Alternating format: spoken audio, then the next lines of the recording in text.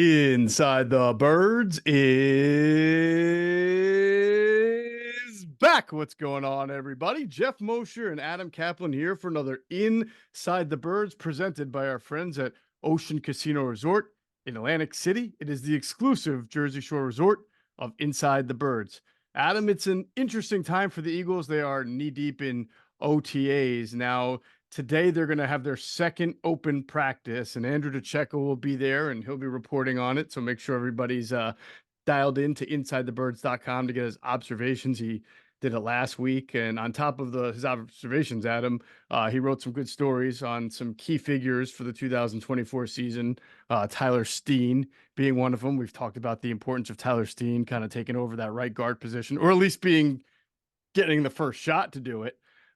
Paris Campbell, another guy that all of a sudden with the thinness at wide receiver that a lot of eyes are on. And it just underscores what we've talked about. There's a lot of new faces on this team, a lot of new responsibilities. Yeah, a lot of opportunity here, no question about it. That's the thing about OTAs you could take away just a little bit of the back end roster players and the opportunity you're getting. You mentioned receiver. Paris Kimball's one of obviously he's the third receiver. They don't have anyone else who could be the third receiver, but and I know Anaya Smith is coming back from something. He won't be available just yet. But guys like Johnny Wilson, Joseph Ngata, Austin Watkins, Shaquan Davis, Jacob Harris, these guys have a wonderful opportunity here next week, and then this week to finish out, and then next week is the mandatory camp, and that's obviously the last before they break for the summer. And we'll talk about OTAs and what they could mean for the future or not mean with something that's going on. So lots going on here. Yeah, and just for people to understand just how fast you move from one process to another, from draft, then rookie camp, then OTAs, then you just mentioned a small break. Right now, a lot of personnel people across the NFL, Eagles, other NFL teams, are having their personnel people at what they call the NFS meetings, the National Football Scouting meetings in Florida. I think they've been in Marco Island the last few years, which is really beautiful. It's nice for the scouts to get down there. And what they're doing is really getting ready for the upcoming college football season. And who are the names that you got to be aware of? Who are the guys that are? And by the way, this process has been complicated 3 million times over because of the transfer portal, right? And everybody jumping ship here and there. But they got to start, in about a month from now, maybe even a little less than that, is when the whole college recruiting job starts for these guys. Yeah. Oh, yeah. And then the Blesto meetings are, I think, in Fort Lauderdale, if I'm not mistaken. Yeah, I believe so. I think it's always Marco Island and Fort Lauderdale, or they change spots. Nice places, of course. Yeah. Marco Island's incredible, but yeah, this is where you get the first word. In fact, this is where infamously there was obviously a mistake. Well, they clearly missed. Whoever, I forget which service put it out, but they gave Joe Flacco, one of them did, a 7th round grade. Woo. And look, he certainly had an excellent senior season, but come on, man. That's like, it was stunning. It was really stunning. In fact, thankfully, the Senior Bowl ignored that and went by what his tape looked like in his senior year. And he obviously was invited to the Combine, and the Senior Bowl was the big one. The Senior Bowl committee invited him there. And actually, he turned down, I think he turned down the East-West Shrine. Yeah. And he went to the Senior Bowl instead. Right. All right. Well, we had some really good conversations Tuesday night, a little different this week. We had to do our schedule for our Patreon community. Tuesday night, we had an Ask ITB live stream where we talked about OTAs, and we're going to extend that conversation a little bit because there are some potential changes coming to OTAs that you and I are going to discuss in this podcast. And then after that, we're going to finish off part 2 of our 2-part NFC East-only draft. In our last podcast, we did a draft of offense. And in this podcast, we're going to do a draft of defense. And as I told our podcast listeners who got excited about this series that we started last year, when we take a look back on our defensive draft from last year, we're not going to be happy with ourselves. There were some obvious no-brainers that were good, but there were some real rough ones that hurt both of our teams. So we'll get into that a little bit and have fun finishing that series off. Yeah, looking forward to that. But yeah, the OTA stuff's interesting, which we'll talk about in a minute, and what could happen or not happen next year, which certainly could affect some younger players. Right. Now, the good stuff about our Patreon community is that even if you couldn't make the Ask ITB live stream and take part in the discussion, we always post the video of it after. So that's one of the benefits and great parts about being a Patreon member is even if you can't participate, the content will be there for you to absorb. As we said, we're going to have University of Memphis coach Ryan Silverfield on pretty soon for our Patreon community. He's going to talk to us about newcomer Bryce Huff, who, an amazing story, an undrafted free agent out of Memphis to, obviously get a huge deal with the Eagles after a really nice career with the Jets. And then, of course, we'll discuss Kenneth Gainwell, who was a running back for Ryan at Memphis, and sort of what Kenneth Gainwell has become compared to what Ryan, myself, yourself, other people thought of Kenneth Gainwell's abilities and capacity coming out of Memphis. Quite a different story. Yeah, I talked to Silverfield earlier this week. We're going to talk, I think, later today, and he definitely surprised. That was I didn't want to go too deep into it because we're gonna talk to him later today.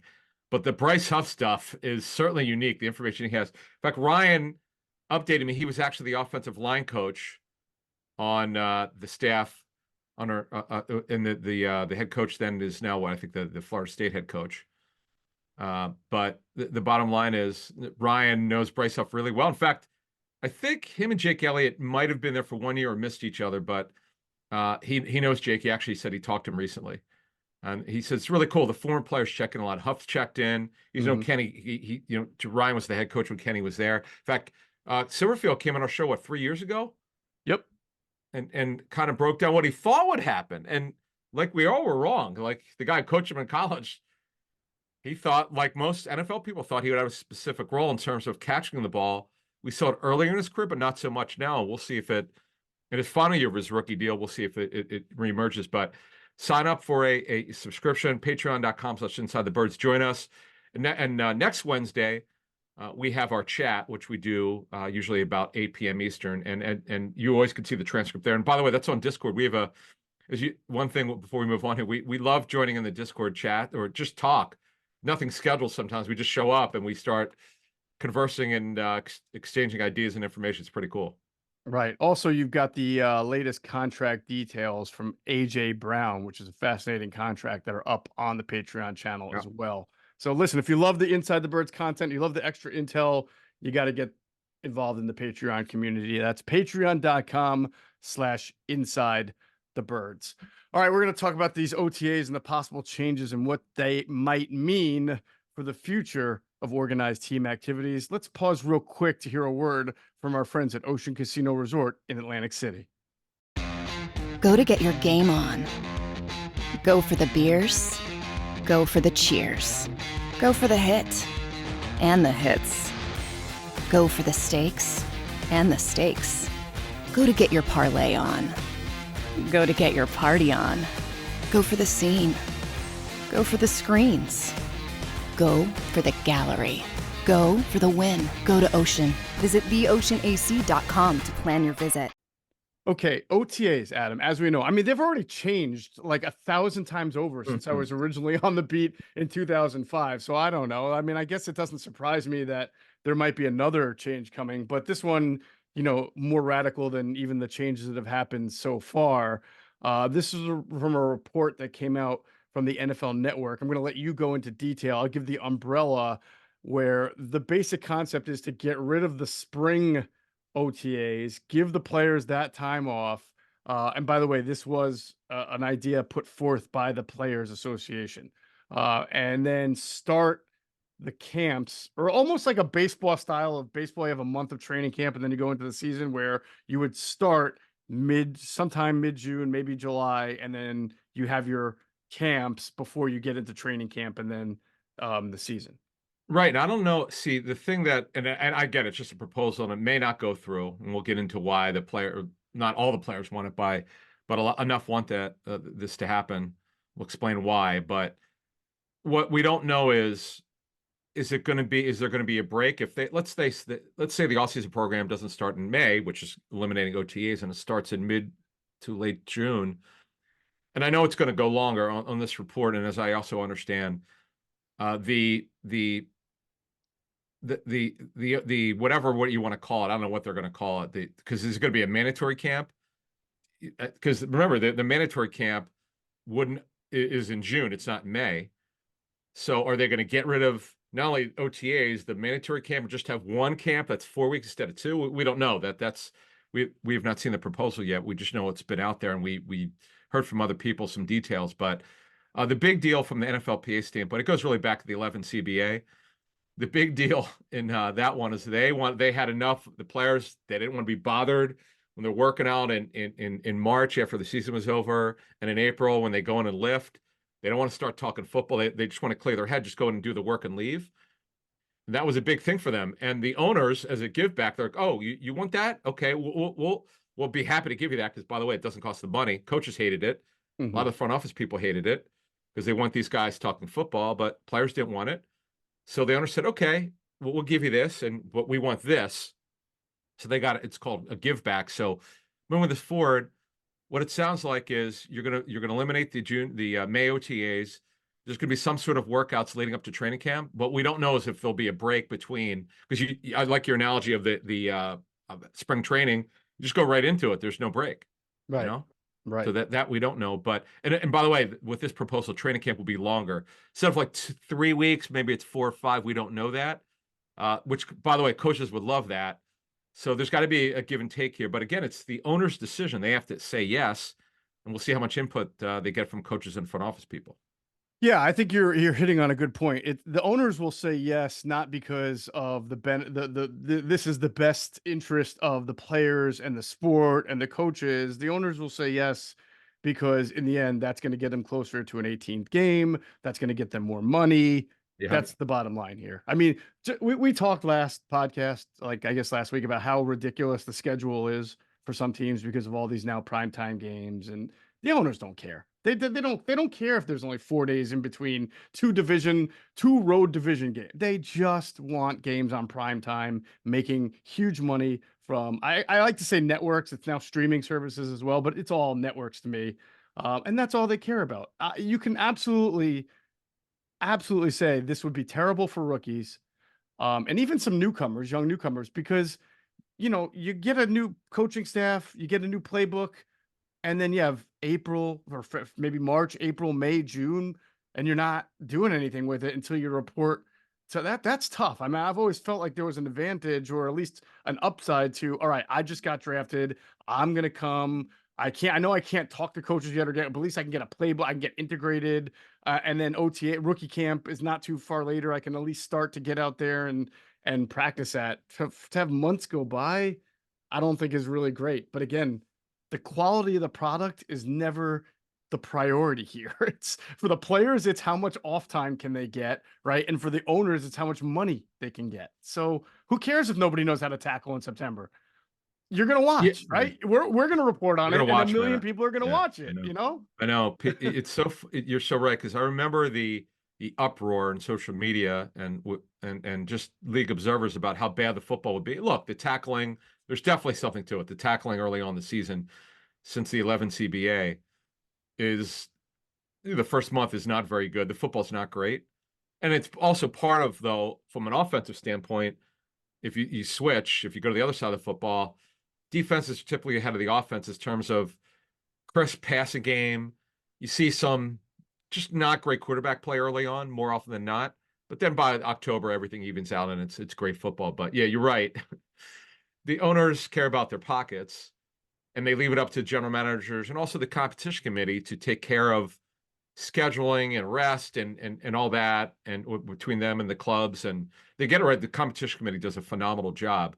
But the bottom line is, this is a league that they say they want great football, but they leave it up to the people who are actually running it from a day-to-day standpoint. But before we move on, the thing you worry about is the back end of the roster players. So if let's move forward to 2025, if this winds up passing, once they're done their proposal and they send it to the league and the league actually agrees to do this, guys on the back of the roster, you may not know about. TJ Edwards, by the way, we may not have known about him, because if he doesn't get the May OTAs, that's less work to show to show their coaches.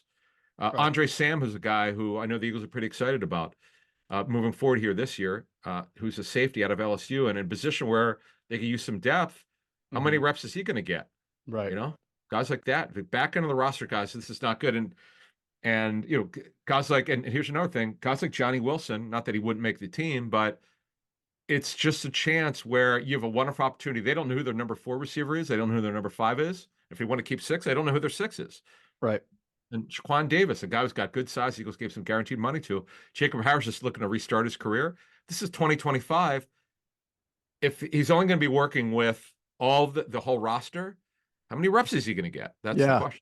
Yeah, no, you're right. As soon as because as soon as veterans show up, those guys get phased out. They're running on. I mean, Tanner McKee is a great example of a guy who got so few reps once the veterans start out. Rookie camp and first year, if he shows up to a mini camp, that's great because he gets so much more practice. So the only thing I could say would neutralize your fear, which I think could be an upside depending on how they structure it, is let's say they start this thing right July 1st. All right. Usually camp starts July 20 something, right? Let's say they start Right. July 1st. And the first 2 weeks are just for rookies and fringe players, right? That actually, and it's like an everyday thing. That's probably better than OTAs because OTAs, there's only the Eagles only do like 6 or 7 of them now, and they're 6. spread out. 6. Yeah. So if Yeah. you told me they get 2 weeks though at the start of July where it's every day or 5 days a week, you maybe get the weekend off. And so you're going to wind up getting 10 full practices out of it before veterans show up, or maybe even a third week of July. Then I can see it, even though it's delayed until July. Then at least I can see some upside, but I have no idea how they're going to structure that. So Exactly. I think that all remains to be seen. Depends what it is. Depends what the structure is. If they're actually going to have more practices, but move it back because the players they want May off. Okay, it's actually not. That's a really good trade-off. If they're still going to, as you say, they're still going to have a lot of practices. But if they're not, and they're just going to be lumped in with the veterans, it's just going to be harder and harder and harder. Because clubs love funding undrafted free agents because it saves them money on their cap. Obviously saves cash, but it's also great for scouting departments when you find guys like Ben Van Sumeren, Josh Jobe, Eli Ricks, guys back end of the roster, guys that can make it and can develop. It's Joseph Ngata, who now has a legit shot to make the team as a deep backup, but there's an opportunity for him. So we'll see what happens. All right, so we'll move on from OTAs. We'll get into our finishing off our NFC East draft, but that was a good discussion because there are always forces changing in the NFL, and sometimes this stuff happens in the offseason and it flies by the radar or under the radar, or it doesn't get the attention. But this could be a really significant and profound change for the NFL if this goes into effect. And by the way, the fact that the players are the ones that advance this, not the owners, makes it to me seem likelier to happen because players resist any change that is introduced by owners, but players love to enact change. And again, all owners need to know is that they'll make more money or get something else out of it to say yes. So I think it's less of a hurdle when it's the player's idea. So we'll see if the legs kick up on this thing, gain legs, and we'll see if it happens. Yep, I agree. All right, moving on to our draft. I'm going to go through our last year's draft in a second, but first I want to remind everyone, Adam, our national nightmare has happened. The Boston Celtics have made it to the NBA Finals. So it's been I will say this, it's been an exciting NBA Finals. It's been fun to watch the rise of Anthony Edwards and the T-Wolves. It's been fun to watch Luka in Dallas. It's not really been fun to watch the Celtics play well, but I think everybody expected them to be in the finals anyway. Game Time, which is that ticket app we always talk about, they're excited for the NBA playoffs. They're excited to get you in the seat of an NBA playoff game because they're the authorized ticket marketplace of the NBA, which makes getting tickets faster and easier. We always tell you prices on Game Time app go down the closer it gets to tip off. Now, I'm going to say this again. It's the spring, summer. It's a nice time to go make a trip. Go ahead. Go to Boston. It's a nice city to go around. Good food. Go to the Game Time app. Find a ticket to the Celtics. Yeah, it's going to be expensive, but boo the crap out of them. If you're a Sixers fan, wear your Sixers gear, root for Luka, or whoever, winds up coming out of the West. I think it's going to be Dallas, but just root against the Celtics. It'll be the best money that you ever spent. And again, you can get those tickets very easily on the Game Time app. You can find your seat, just the view from your seat, 2 taps on the app, and it's a very, very easy way to find tickets. There are a lot of apps where you have to jump through a lot of hoops, not with Game Time. You get last minute tickets, you get flash deals, you get the zone deal where they pick the seat for you and at the best price. And, by the way, you can use the Game Time app right here in Philadelphia to go watch the Philadelphia Phillies, even though they've lost a Oh couple yeah. of games lately. You Yeah. can get wonderful seats at the ballpark to go see the Phillies play as well. They've got the lowest price guarantee. They have event cancellation protection and they have job loss protection. I mean, who else is Pretty cool. offering that, right? You could save up to 60% off buying last minute for sports, concerts, comedy, theater, etc. I love the zone deals. That's where you choose a section and Game Time choose the seats for you. The all-in pricing, which shows you the price up front. There's no extra fees. It shows you the entire price up front. And you know about the lowest price guarantee, where you'll get 110% of the difference credited by Game Time if you can find a ticket that's less expensive. All right. So take the guesswork out of buying NBA tickets with Game Time. Download the Game Time app, create an account, use the code BIRDS for $20 off your first purchase. Terms apply. Again, create an account and redeem code BIRDS, BIRDS, for $20 off. Download Game Time today. Last minute tickets, lowest price guaranteed. All right. So, Adam, last year we thought we had it all covered. We thought we were drafting really good defensive teams. We may not have drafted great defensive teams. So I'll give you mine real quick. My two edge rushers were Micah Parsons and Josh Sweat. Not bad. Not bad there. My tackles, it's funny because two of my four linemen didn't even stick with their original teams. My tackles inside were Jonathan Allen and Leonard Williams. Williams wound up playing for Seattle. And of course, Josh Sweat. No, I'm sorry. I had Josh Sweat, not Montez Sweat. So honestly, not really a great front four there. Micah Parsons was great, but everyone else is okay. Jonathan Allen was good. My inside linebackers were Leighton Vander Esch and Jamin Davis. I mean, a guy who was injured and a guy who's, did not live up to his billing. Yeah, Jamin Davis. Yeah. Just real quick, Jamin Davis is then he did not have his fifth-year option picked up, and he's not starting. It's crazy. Yeah, right. Because they added Frankie Louvu and Bobby Wagner. Listen, Yep. if I would try to turn him into an edge rusher. If I were Washington, use that athleticism, see if you can't make him an edge rusher. Because that's what you do with failed off-ball linebackers, right? Like Hassan Reddick and guys before. You just put them on the edges and let that athleticism come through. with Reddick, that was just a bad mistake. The guy was an edge rusher, and the Cardinals staff then stupidly moved him inside. They did. That's like really bad coaching. Anyway, go ahead. Yeah. So my corners, I had the Eagles corners. I had Slay and Bradbury. So, Slay was all right, but it's not like he was, Pro Bowl Slay. And then my safeties were good. Xavier McKinney and Cam Curl. Interestingly, both of them are no longer with their respective teams. And then my slot, Avante Maddox, which obviously injuries there. Your front four was much better. Hassan Reddick as an edge. You went with 3 DTs. You went with the old 5-2 look. So Dexter Lawrence, Deron Payne, and Jalen Carter inside. Reddick and DeMarcus Lawrence were your edges. That's pretty good front right there. Can't knock that. Your inside linebackers, like mine, Nakobe Dean, Bobby Okereke. So I think Okereke had a decent year, but he's not like a game changer. He's just a solid linebacker. He's really good. Okereke is a really good player. But yeah, you're right. He's not a playmaker, but just a solid football player. And Nakobe Dean, man, like most people, I'd high hopes for him. I mean, the bad luck he's had with these foot injuries and just overall, we'll see. Yeah. But a lot, by the way, if you look at our list of off-the-ball linebackers for this draft, almost all of them are new. Like they're new to their team. It's pretty amazing. Yep. So continuing with the injury theme, your cornerback was Trayvon Diggs, missed the year, basically. Your other corner was Adoree Jackson, and your two safeties were Donovan Wilson and Jertavius Martin. Jertavius was the rookie, correct? For Washington, I believe. Yeah, Quan Martin. Yeah, Quan Martin, who was kind of in and out of the lineup as a nickel, but who should be their nickel this year. But now they've got a new coaching staff. See, this is the thing, is that you never know how a new staff will feel about a player. When it seems obvious you should be doing one thing, a new staff could say, yeah, we don't see it that way. So we'll see. Right. So we'll aim to do a little bit better. I mean, our front fours were okay. It's really just the middle and the back end that did not. Listen, I drafted James Bradbury, and I knew he wasn't going to be like the year before, but I didn't know he was going to fall off the crazy. face of the earth. You didn't know Right. Avonte Maddox was going to miss the entire year. I mean, Yep. some of this stuff is rough. And honestly, Jamin Davis, like there weren't that many really good off-ball linebackers in the NFC East to take. I So, agree. and who could have seen Deron Bland who neither of us took, becoming an All-Pro? So that's what And we got to do. We got to do a he's better job of anticipating this time. yeah, right. Well, of course, guys being traded during some of these guys got traded. Yeah. But the other thing is just you look at Dallas, new defensive coordinator, Mike Zimmer. Washington, new defense under Dan Quinn.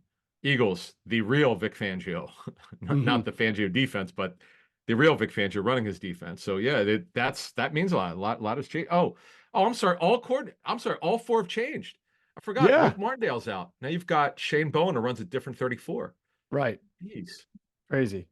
All right. So, did I have the first pick for off? I can't remember who had the first pick offense. I I don't think know. you did, right? Okay. All right. Sounds So I'm right. going to take the first pick. Now, here's the rules for this. It's different Okay. from offense. We last year we just basically said you can run whatever kind of front you want. So you can run a 4-3, right, with 4 defensive backs, or you can run a 5-2 with 4. It's just got to equal 11 and make sense. So you can't take 11 defensive backs, right? Right. So True. those are the rules there. It doesn't even matter. Like you only went with, or I only went with one true edge rusher, I think, or maybe it was you. Either way, but whatever you want to do, just got to be 11, got to be reasonable. Okay. So I'm gonna take the first pick, and I'm gonna just take the layup when I can, and take an edge and make it Micah Parsons. And you know what? You can argue this because there are some other really good edge rushers, and maybe it's not the deepest position compared to others, but I like a sure thing. So I'm gonna go start 101 with Micah Parsons. All right. So I picked 2 here, right? So Yeah, end the first round, start the second. okay. I'm going to go with Brian Burns, the next best edge rusher, Good one. who the Panthers wanted to keep. They weren't actually, as I understand it, their final offer was not too far off of what he wound up getting with the Giants. But hey, Dan Morgan, the GM, didn't draft Brian Burns, but he was there. I mean, he was actually no, he came in after with Scott Fitter, the former GM. But so Brian Burns is now a Giant. He'll be paired with Kayvon Thibodeau. But Burns is a supreme pass rusher, really good player. I thought that was kind of a layup after Parsons. Obviously, I would want Parsons if I could pick first, but I didn't. The next best player is Brian Burns. So I'm just taking the best player available, right? Yep. The next best player is Jalen Carter. Yeah, it is. And I'm going to go there, and let's just see how he fit. The final 4 or 5 games, not as good. He was trying to do his own thing a little bit. But look, every interview he's done this offseason, boy, he spoke like he's motivated. He says all the right things. Let's see him do it. Let's see him play a full season. But he's incredibly talented and dominated for so much of the season. He's got a chance to be a very special football player for the future. All right. So that's a really nice start for your defensive front right there, to have Brian Burns and Jalen Carter. I can quabble with you a little bit, and I will, on Jalen Carter being the next. He's definitely talent-wise, probably what you're saying. I think Dexter Lawrence has proven more at this point in his career than Jalen Carter. But it wouldn't surprise me if Carter surpasses Lawrence at some point. But Lawrence is so darn good that I'm gonna go ahead and take Dexter Lawrence. And it's kind of crazy. We're 4 picks in now, no Eagles, but I'm gonna take Dexter Lawrence to end round 2, and then starting round 3. Now corner is where you got to get early because it's not really deep in the NFC East. So he's coming off an injury, but I'm gonna gamble on Trayvon Diggs here. Being the best of all the corners in the NFC East right now. So weird to say, but I've got 2 Cowboys and a Giant. Two Cowboys and a Giant, but I start round 3 with Trayvon Diggs. Okay. Next up for me, I'm going to go with Deron Payne, who's a very underrated defensive tackle. Love it. He's stud, really good. So I'll have now Jalen Carter and Deron Payne. Yeah, that's great. I've got Brian Burns. After what happened with Josh Sweat this year, I'm not drafting him. Not here. Not selecting here. The next best player, this is a really tough call. This is a tough call. I'm going to go, this guy is the best player at his position. See, the talent level after Gardner Johnson is it drops off so much. Donovan Wilson's an underrated player, good player. But Gardner Johnson's a playmaker. We know about the injury history. I'll take the risk here, and I'll take him a little bit earlier. Because to me, he's the game changer here. If he plays like 13 games, almost certain to be a Pro Bowler. That's how gifted he is. Who is it again? I missed the name. CJ Gardner-Johnson. Oh, wow. Okay.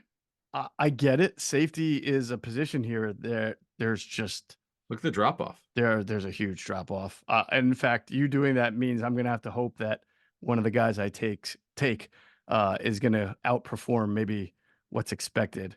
But so that's a really nice part. Now, the risk here for you is this guy actually has to be able to play games for this to be a Yeah, good look, pick. right. But what I'm thinking is, okay, he's had some freak injuries, lacerated kidney, and the torn pectoral muscle. And give him credit, he actually was told he wouldn't be back till February. He came back for the season ended, so that was pretty good.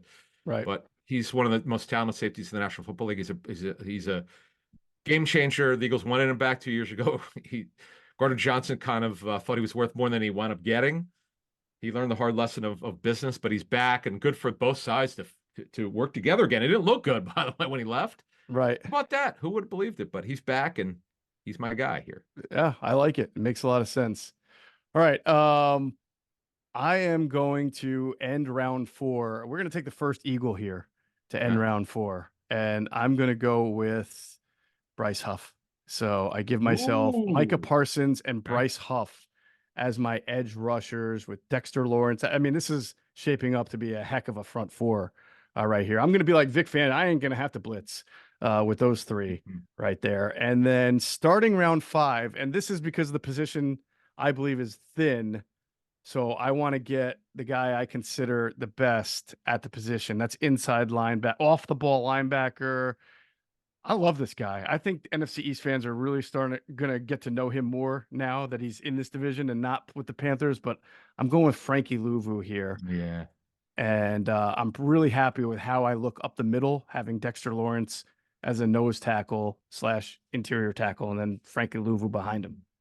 Yeah, I was actually going to go with Louisville here. So, okay. I stole him from you, huh? Yeah, totally did. I'll scratch him off here. I mean, I can't take him.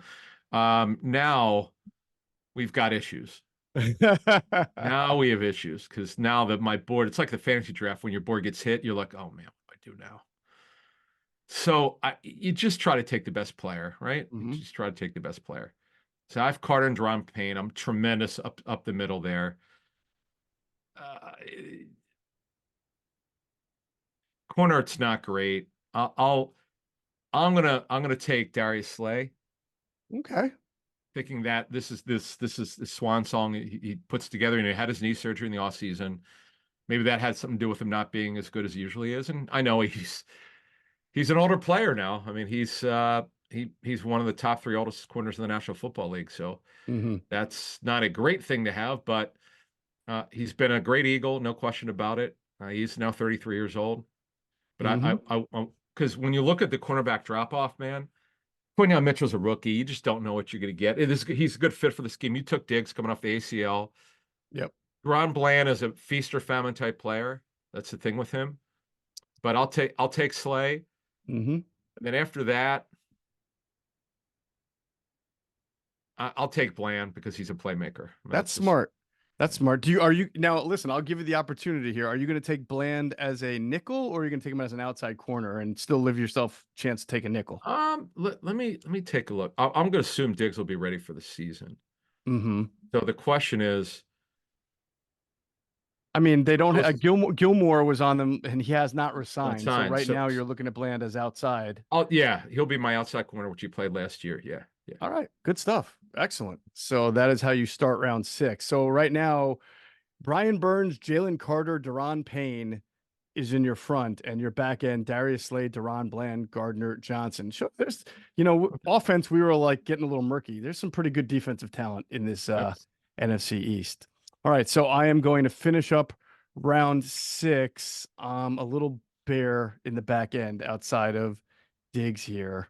I don't love what I'm seeing at safety. You're taking CJ really hurt me. There's such a drop off. Yeah. I may gamble here. I may gamble and hope that this pick really works out. I'm going to go with Quinyon Mitchell. I expect him to be the starter. And Quinyon. Hopefully he'll be a good player. Again, what we think is a pick now might totally change a year from now. We might look back on that and he might be great. And it looks like a good pick. So that ends round 6. I've got Micah Parsons, Dexter Lawrence, Bryce Huff, Frankie Louvu, Trayvon Diggs, and Quinyon Mitchell. I'm going to start round 7 in a second. First, we're going to pause and hear a word from our friends at Sky Motor Cars.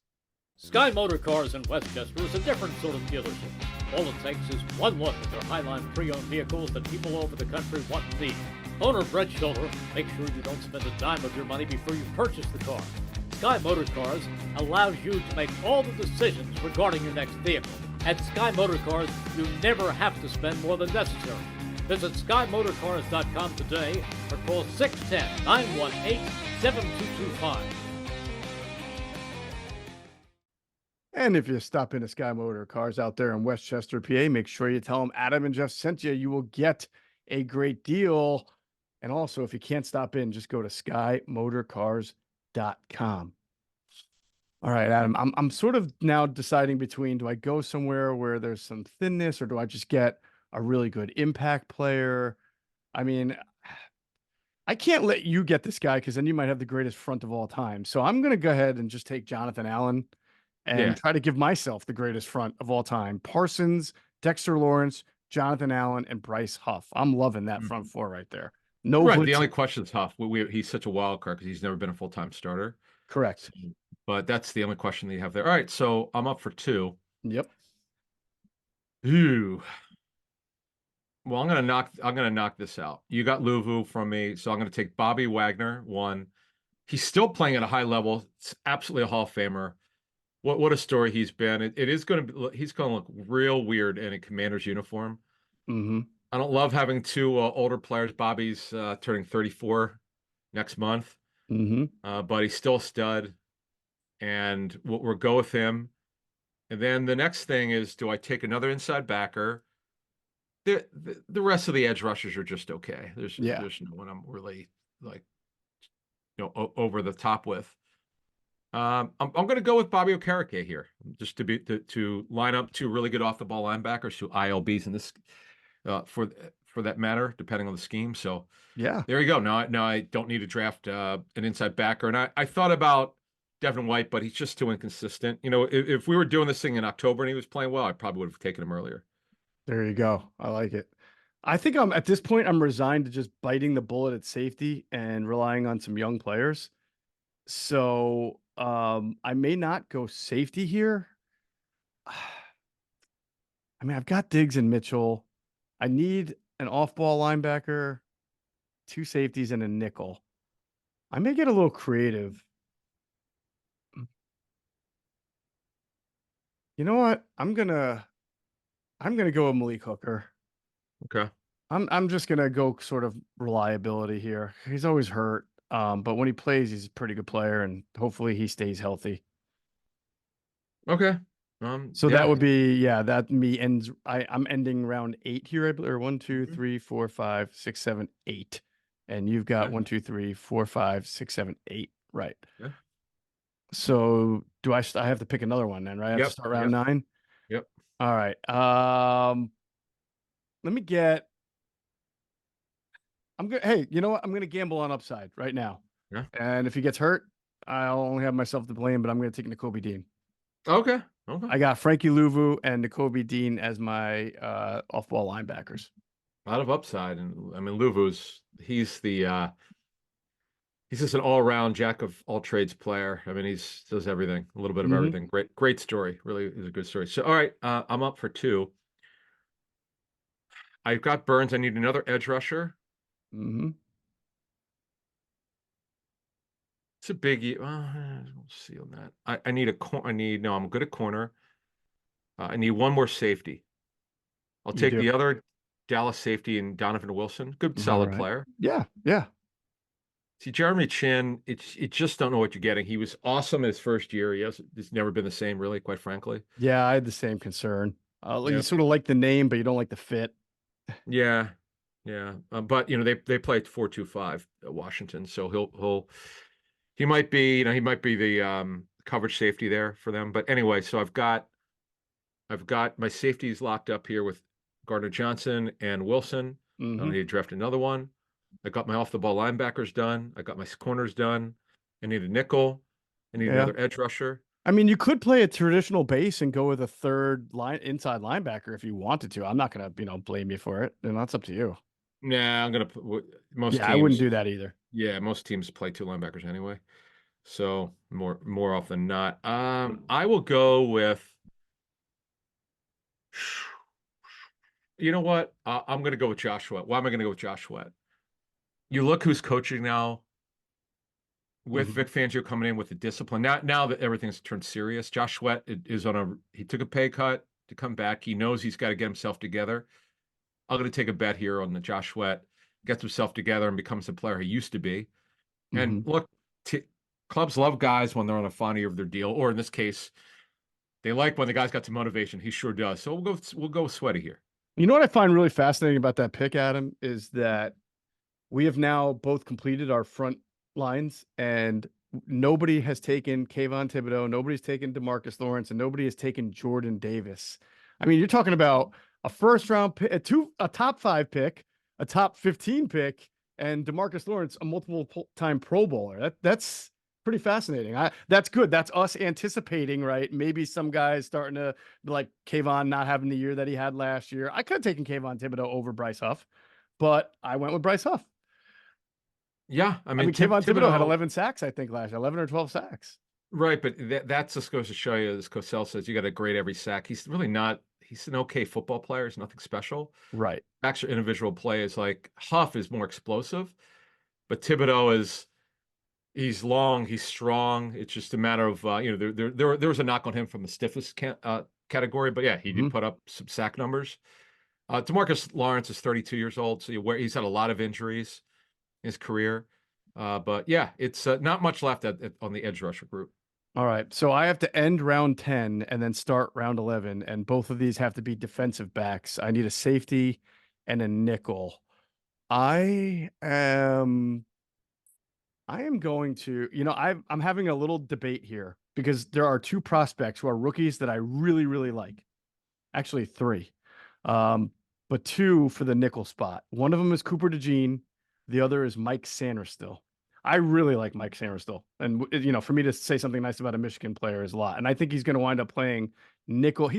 I just don't know how he's going to fit in immediately Exactly. because Exactly. of Jeremy Chinn's presence, because they've added there. So I'm going to go ahead and take, and I can't tell you I know where Cooper DeJean's fit in, but I just feel like I'm going to gamble on it. He's going to get himself on the field. He's a high 2nd round pick. I'm making Cooper DeJean my nickel, and I'm going to gamble on another young kid to finish this off. And I really love this kid out of Minnesota. I think at very worst, he'll just be solid, which is all I need. And that's Tyler Nubin, the safety out Okay. of Minnesota. I mean, I'd Cool. rather have Nubin than say Reed Blankenship or Jeremy Oh yeah. Chinn or Sure. anybody else.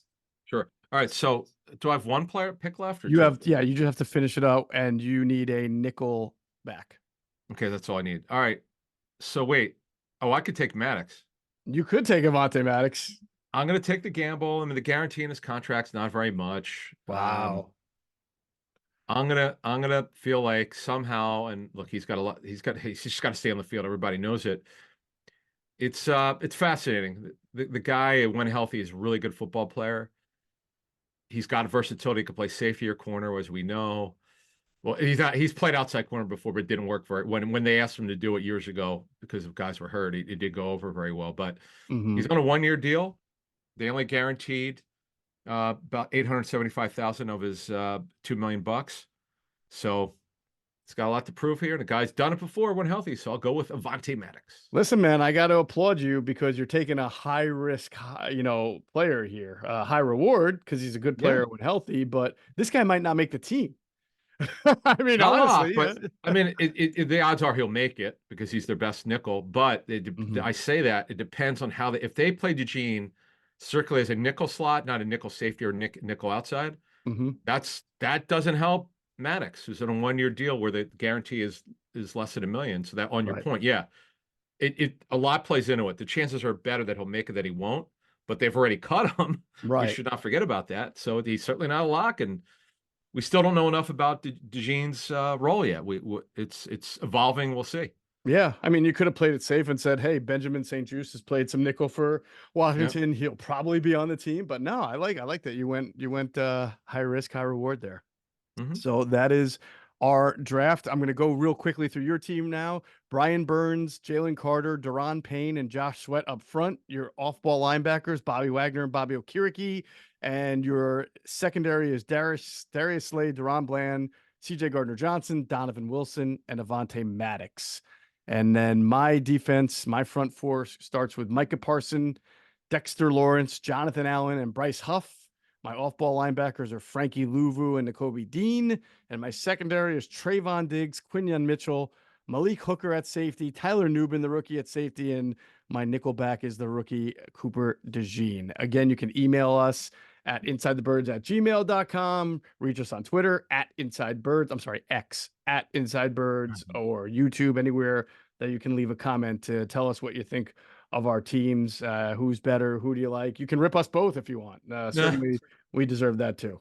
If this was a fantasy dynasty draft, I would have taken Mitchell like second or third, because he Mhm. might wind up being like, in 2 or 3 years, he might not, because he's not going to be on Parsons' level just as a football player, but as his own corner, I mean, he could be one of the best in the NFL. But again, we're only doing it for the season, so he hasn't played a game yet. Yeah, sure. I might have even gambled on an Emmanuel Forbes or something, thinking that maybe he'll have a bounce back Oh year. yeah, But yeah. no, you never know. And I like this was fun. This was a lot of fun. I always enjoy doing this with you. That's going to do it for this episode of Inside the Birds, the leading podcast in Eagles intel. And as always, we thank you for flying with us inside the birds. Be sure to check out our friends at PHLSportsNation.com. They're enhancing the fans' experience with their coverage of all Philadelphia sports teams. For the fan, by the fan is their motto. So make sure you check them out at PHLSportsNation.com and on Twitter at PHLSportsNation.